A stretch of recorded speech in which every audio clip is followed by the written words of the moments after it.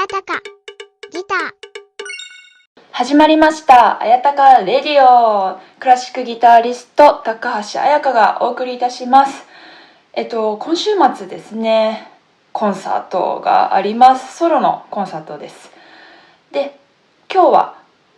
コンサート前にどういうふうに過ごしているかということをお話ししていきたいと思います。ちょっとですね、コンサート前なので短めとなると思いますけれども、ついつい喋りすぎちゃうかもしれないですけれども、コンサート前もう1週間を切ったところですけれども、今週は調整ということで、なるべく穏やかに過ごします。コンサート前はですね、いつもあまりなんていうか波風が立たないように誰かと喧嘩したりですねしないように、しようという感じで心がけています。朝はですね、軽くセルフ座禅を組んだりして、あんまりですね長くね座禅をしているとちょっと私寝てしまうものですから、短めの座禅を、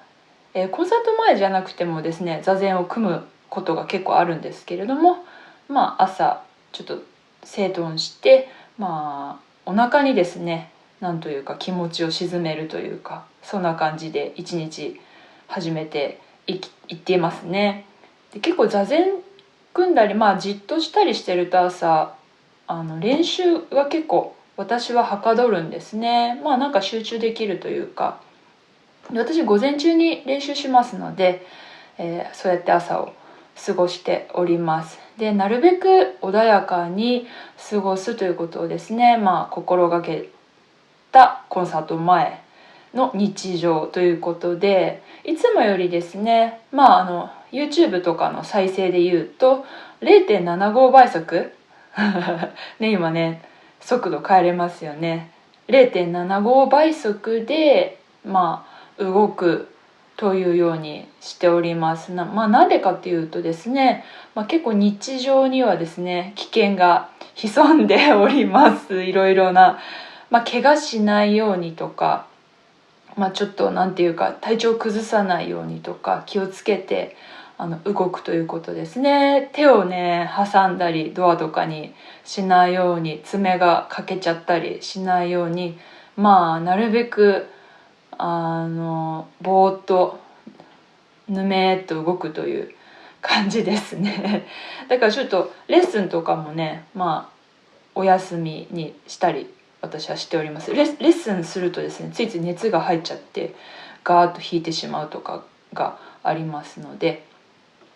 でも練習自体も1週間前ぐらいにはですねだいたい弾けるようになっているはずですので残りの5日ぐらいはですね、どういうふうに弾こうかなとか、想像力を高めたりとか、和音をよく聞いたりっていう練習にシフトチェンジしていってますね。一箇所指を早く動かすように、なまらないようにするという感じです。練習自体は穏やかに、ガツガツせずという感じですね。で、私コンサート前の調整は何年もずっと失敗していますのでその失敗から今の、調整の感じがあるんですけれども、やっぱ体調ですね。ちょっとお鼻がね少し出てしまうという、コンサート3日前ぐらいからお鼻の調子が悪いという時がありまして、やっぱりコンサートの日も治らなかったんですね。で、鼻水止め、あんまり薬とか飲みたくないんですけど、鼻水止めを飲んだんですけど、やっぱりちょっと出てきちゃうもう出しっぱなしでもいいかなとは、ね、ちょっと結構離れてますからお客さんと見えないかなとは思ったんですけど、ちょっと出てしまって弾いてる時にすすってしまうとね、お客さんも気になりますしね。でも何度かすすってしまいました。やっぱ鼻水と咳とかはね、少し熱があるとかぐらいだったらそれもダメですけど、鼻水と咳はごまかせないですからね。出て自然のね摂理で出てきちゃいますから、体調はしっかりと整えなければいけませんね。それとあと余計に普段も自炊するんですけど、やっぱ風邪ひかないように余計に自炊するんですね、朝昼晩。だから本当に包丁はもうマジで凝視しながら変な力入ると逆に危ないですけど、本当に 0.75 倍速で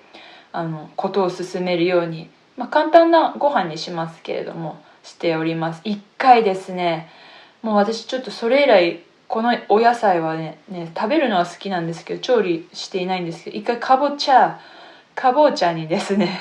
やられまして、皮をね剥くっていう時に右利きなので包丁をですね右手で持つんですけど、ここから怖い話ですよ皆さんちょっと聞きたくなかったらね耳を少し1分ぐらい閉じていただいて、で左手のね親指をねサクッとちょっと切っただけですけど、でもやっぱ塞がらなくて親指って左手の親指結構ずっとギターのネックについてるじゃないですか。そんなにがっちり力は入れないんですけども、やっぱ全然弾けなくって、逆にどこかの指をやってしまうより左手の親指は結構支えとなっていたんだなという。それでですねコンサートキャンセルになってしまいまして本当に申し訳もうね何年も前ですけど、そこからですねかぼちゃはですね